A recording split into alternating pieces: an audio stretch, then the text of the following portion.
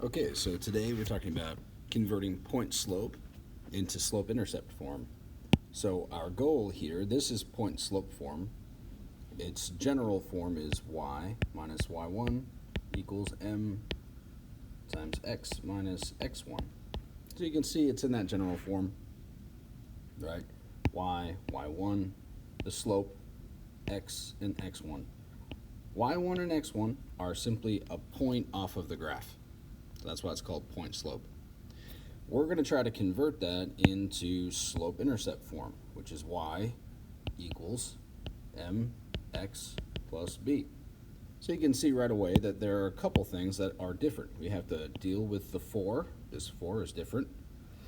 And we have to deal with the parentheses. The parentheses are not in the slope intercept form, so we got to deal with that.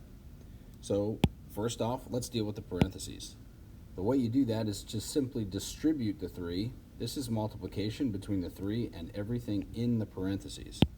And so simply distribute the 3 like this.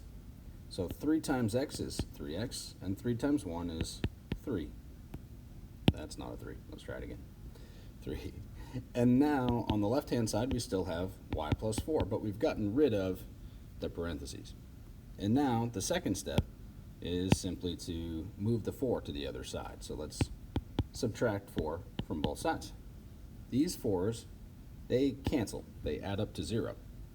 And this adds up to negative 1. So we have 3x minus 1 on the right and y on the left. And that's it. Let me give you another example.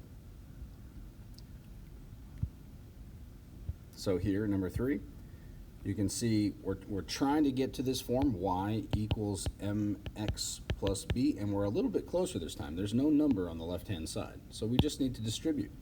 So distribute the 2. So it'll be 2 times x is 2x, and 2 times negative 2, that's negative 4. And on the left you have y equals. And you can see it's in the form y equals mx, here's mx, plus b. So here's your b term.